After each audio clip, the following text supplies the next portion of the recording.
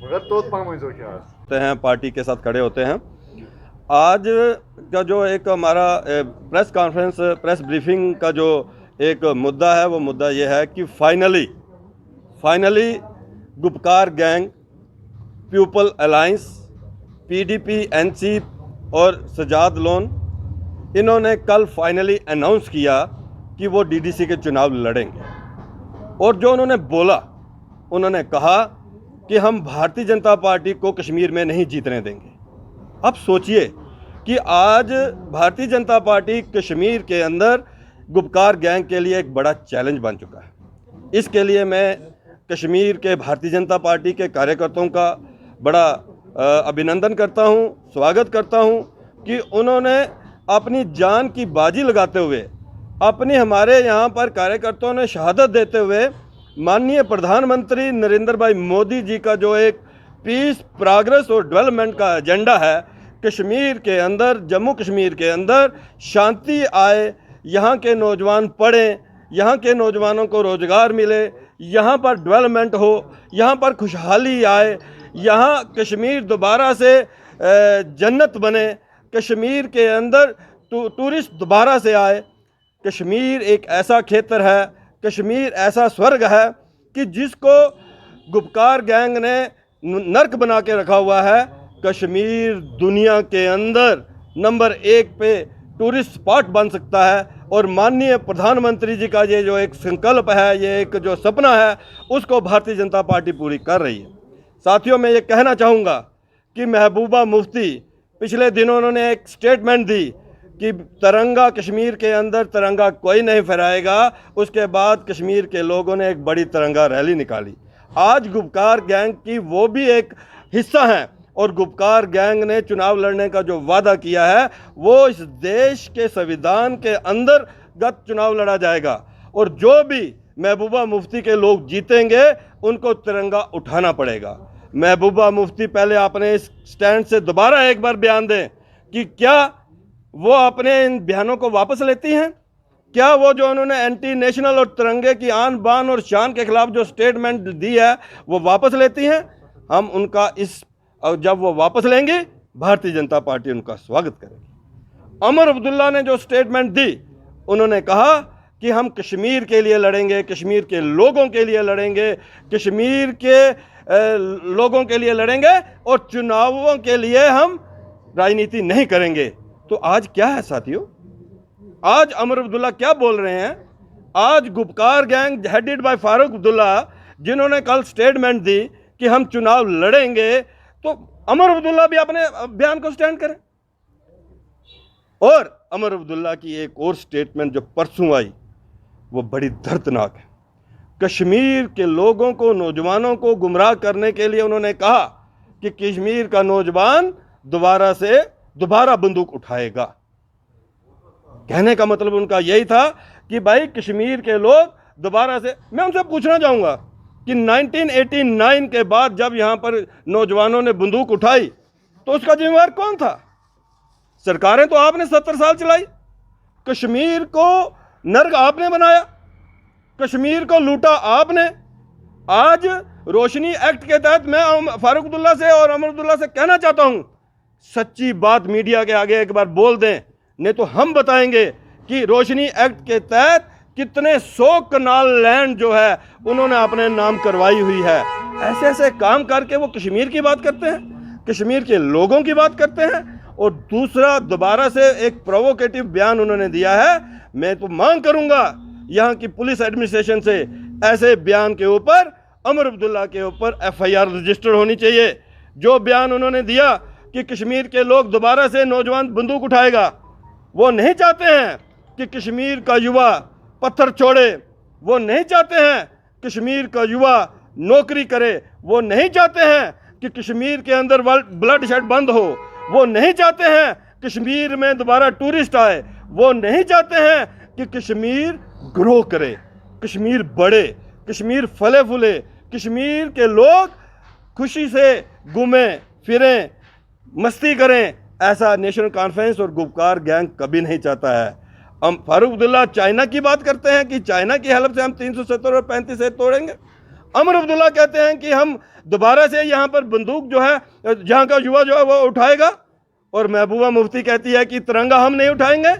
और इन सब बातों को मिलाने के बाद जो गुपकार गैंग बना, अल्टीमेटली उन्होंने अपनी मंशा कल बता दी कि वो गैंग किस लिए बना है।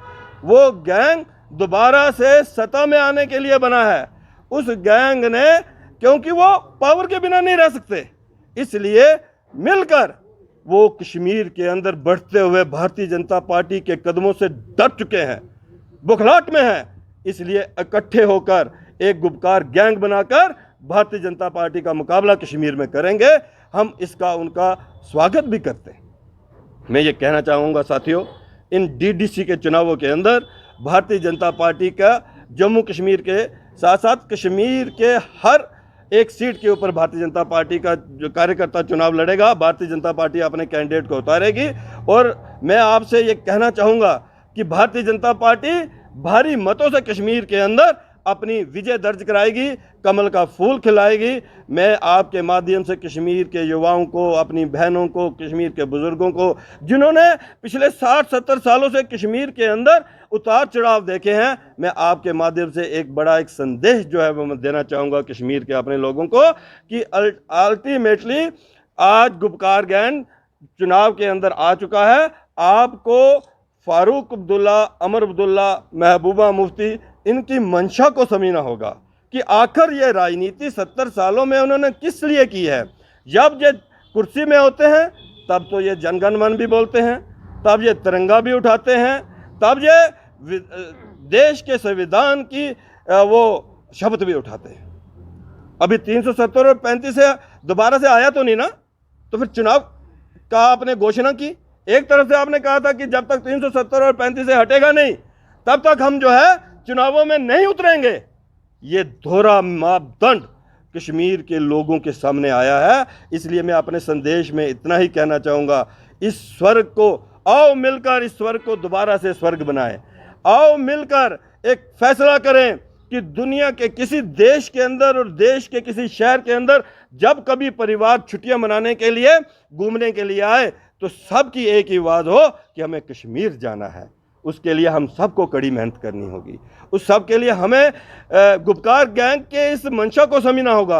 अलगाववाद, आतंकवाद और उग्रवाद से बाहर आना होगा, क्योंकि इसका इस जम्मू कश्मीर में और देश में कोई स्थान नहीं है।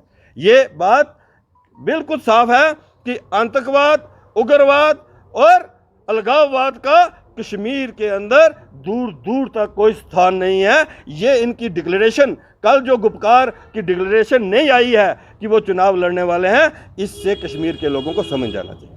हम उनके आने से बिल्कुल परेशान नहीं हैं। हम कश्मीर के लोगों को जो आपके द्वारा एक संदेश देना चाहते हैं कि वो लोग कश्मीर के लोगों के साथ ठीक नहीं व्यवहार कर रहे।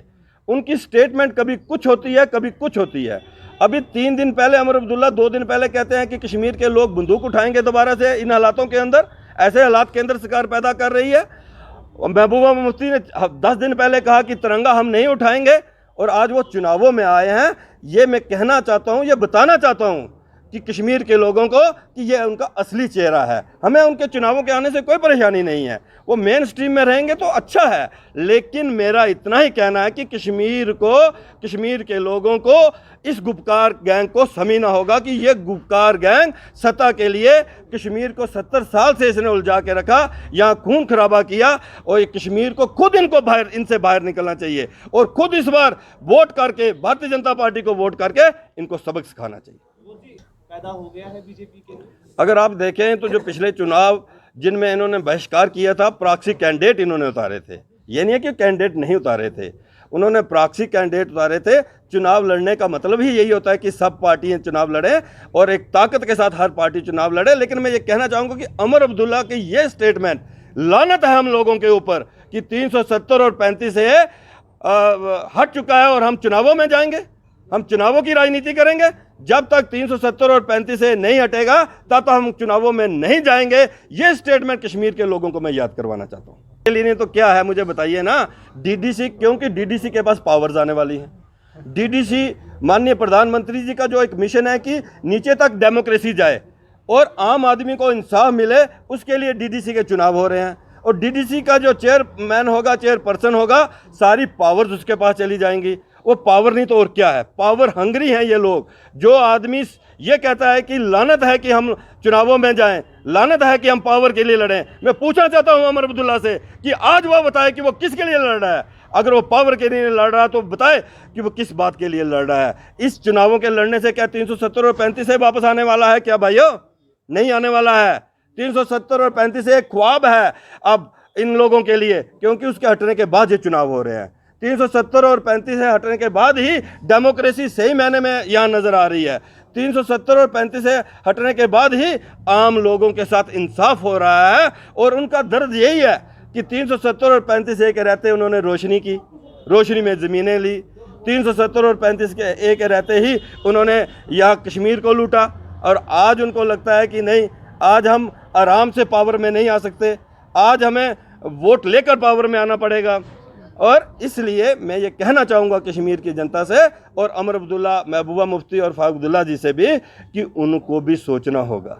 इन कश्मीर के लोगों ने आपको अपने हाथों पे उठा के रखा है, इनको सही रास्ते पे जाने दो, इनको खून खराबे से बाहर आने दो, कश्मीर के बच्चों को भी पढ़ने दो, कश्मीर में भी शांति आने दो, कश्मीर में भी शादी ब्याह खुशी से हो, अच्छे से हो, लोग मजे की ज़िंदगी जिए, हमारा व्यापारी खुलकर बाजार खोले, अपने टाइम पे दुकानें बंद करें, हमारे लोग खुलकर सफ़र करें, खुलकर एक जगह से दूसरी जगह जाएं। और अब जब जाने लगे और आप लोगों ने कहा कि हम तिरंगा नहीं उठाएंगे, आप लोगों ने कहा कि कश्मीर के युवा दोबारा से बंदूक उठाएंगे, और आप लोग आज चुनाव के लिए उतरने वाले हैं। इसलिए मैं आपको भी सुझाव देना चाहूँगा और आपसे भी कहना चाहूँगा कि इस कश्मीर को बख्शो, इस कश्मीर को अपनी पावर के लिए बख्शो और इस कश्मीर को शांति के रास्ते पे जाने दो। उसका दूसरा विकल्प का जवाब तो वो देंगे ना जिन्होंने कहा कि हम चुनाव नहीं लड़ेंगे, जिन्होंने हम लानत है हम पे कि अगर हम पावर के लिए लड़े। विकल्प तो वो बताए ना, हम उनका विकल्प हम नहीं बता सकते।